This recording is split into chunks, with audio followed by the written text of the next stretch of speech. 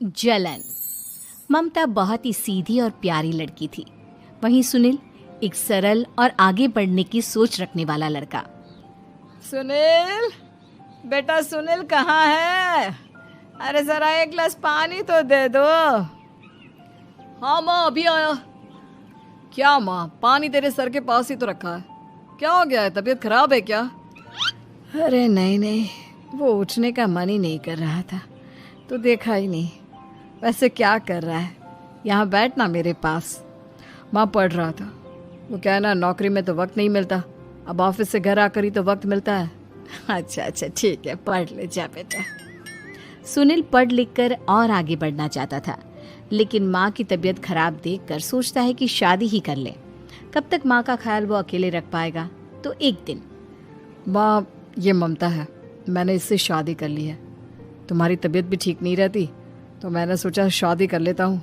घर संभालने वाली और तुम्हें संभालने वाली कोई आ जाएगी तो अच्छा रहेगा। माँ अचानक से सामने बहू देखकर हैरान रह जाती है। बेटा ये क्या बात होती है? न बैंड, न बाजा, न दहेज, न शगुन, ऐसे कैसे बहू आ गई?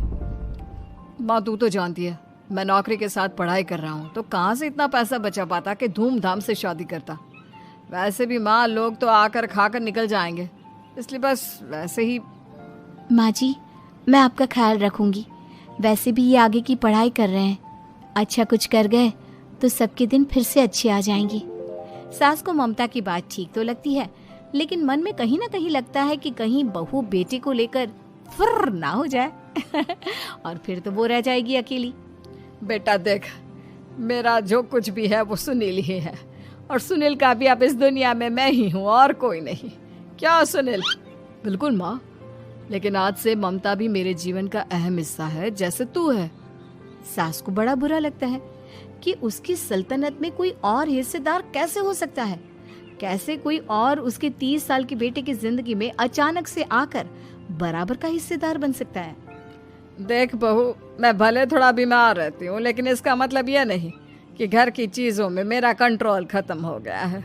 मैं आज भी इस घर की रानी हूँ, समझी? बेटा सोचता है कि ये माँ को अचानक से क्या हो गया।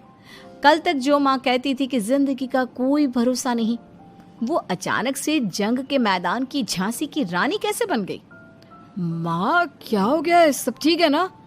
अचानक कैसी बात कर रही हो? ममता का आज पहला दिन है, स्वागत करो उसका। आसपास की आंटियों को बुलाओ, नई दुल्हन की मुंह दिखाए करवाओ। खैर, सास होने का फर्ज निभाती है और बाद में एक सहेली के साथ बाहर निकल जाती है। क्यों नहीं बताया नहीं कि बेटे का ब्याह कर रही हो? वैसे तो सारा दिन हम ही में घुसी रहती हो। अरे मुझे भी तो अभी पता चला, यूं अचानक सर पर लेकर आ गया। कहता है बहू है माँ तुम्हारी, अब इसको भी इतना ही मैं प्यार करता हूँ जितना तुझे करता हूँ। लो जी, ये क्या बात होगी? क्यों इतना प्यार करता है? अरे माँ का प्यार तो ज्यादा होता है। अब उसको तो कोई दूसरा पति मिल सकता है, लेकिन तुम ही बताओ, क्या माँ की ममता किसी और की हो सकती है? ना जी ना, बेटे को समझाओ ये बात। अरे क्या समझाऊं, मुझे तो खुद ही समझ में नहीं आ रहा कि क्या हो रहा है। जो बेटा कल तक माँ माँ करता था, अचानक से बीवी बीवी का राग आलाप रहा है। देखा, उसकी बीवी ना सुंदर और जवान है। सुंदरता के आगे तो एक से एक नहीं टिके, तो तेरा बेटा किस खेत की मूली है? सास को भी समझ में आ जाता है कि बहू की सुंदरता के आगे माँ का प्यार किसी काम का नहीं। उधर बीवी, ए जी, अम्मा जी सहेलियों को छोड़ने गई थी, अभी तक आई नहीं, हम देख आए क्या? अरे रहने दो ना, आ जाएंगी। कहाँ जाएगी, उनकी आदत है, एक बार जाती है तो पूरी पंचायत खत्म करके ही आती है। अच्छा ही है, खाना वाना खा कर गई होगी। छोड़ो ना, घूमेगी तो खाना पचेगा, नहीं तो ऐसे ही खाट पकड़ लेगी। बहू भी शांत हो जाती है। उधर सास सोचती है कि आज थोड़ा देर से ही घर जाती हूँ, जब बेटा परेशान होकर ढूंढेगा तब मजा आएगा। बीवी को खुद ही पता चल जाएगा कि माँ के आगे उसकी दाल नहीं गलेगी। लेकिन वहीं दूसरी ओर घर पर, ए जी, माँ जी अभी भी नहीं आई, हमको तो घबराहट हो रही है कि क्या करें, जाकर पता करें किसी के घर। अच्छा, कहाँ जाओगी ये भी बता दो। पहला दिन है तुम्हारा इस घर में और एक ही दिन में मोहल्ला छानोगी क्या? हाँ, तो आप भी तो नहीं जा रहे हैं ना, हमको फिक्र हो रही है। अरे यार, ये रोज का है अम्मा का, खाओ और सो जाओ। बस फिर क्या था, बेटा बहू खाना खाते हैं और कमरे में सोने चले जाते हैं। उधर जब सास को कोई देखने नहीं आता तो वो हार कर घर आ जाती है, जहाँ वो देखती है कि सारे घर की लाइट्स बंद है। सास को गुस्सा आता है। बहू, ममता बहू कहाँ हो? लेकिन सारे दिन की थकी बहू को ऐसी नींद आती है जैसे किसी ने भांग की गोली खिला दी हो। वो तो नहीं उठती।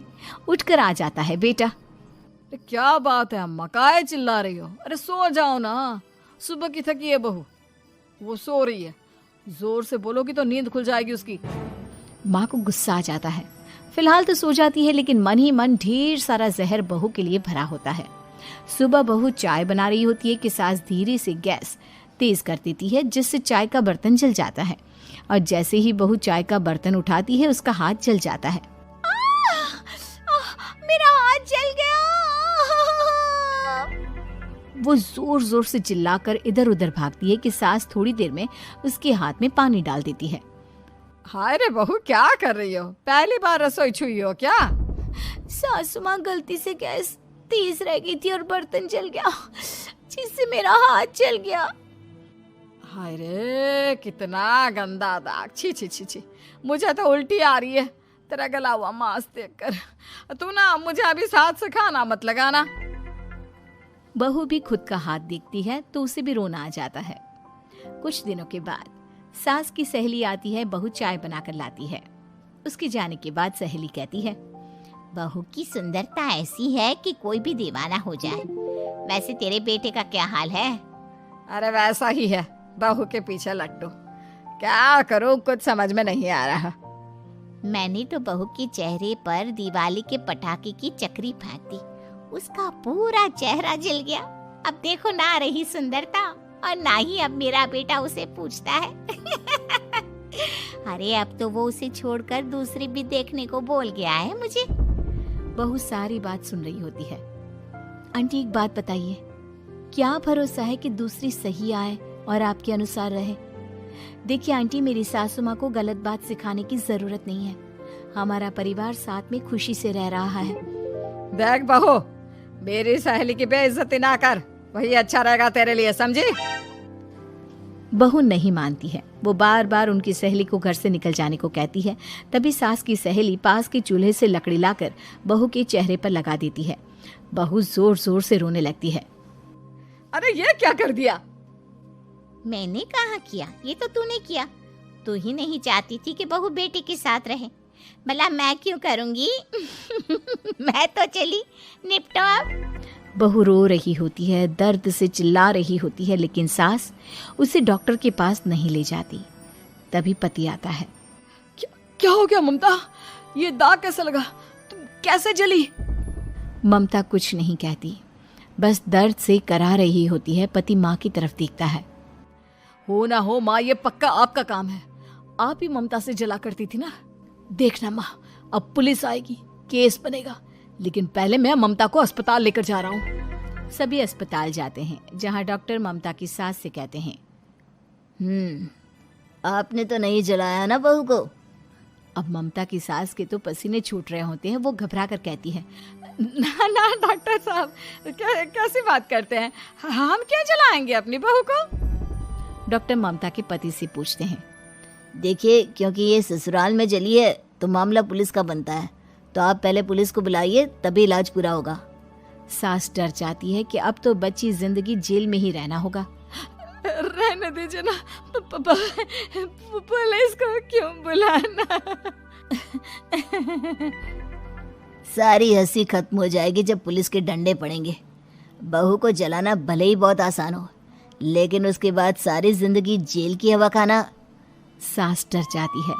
पुलिस आती है। पास लेटी दर्द से करा रही ममता स्टेटमेंट देती है। तो क्या हुआ था? कैसे जली आप? ममता पास खड़ी सास को देखती है। बेटी बताओ, कैसे जल गई तुम? ओए, काका का किरण वाली शाहरुख, चुप, बिल्कुल चुप। सास चुप। सभी इंतजार करते हैं कि ममता क्या बोलेगी। जी, मैं खाना बना रही थी, लकड़ी उड़कर मेरे ऊपर गिर गई और मैं जल गई। सास बहू की बात सुनकर रोने लगती है। देखा माँ, कितनी समझदार है ममता। ये चाहती तो, हाँ बेटा, ये चाहती तो मैं आज जेल में होती। मुझे माफ कर दे, मैं आगे से अभी कभी ऐसा नहीं करूंगी। बहू के साथ मिलकर रहूंगी, मुझे माफ कर दे।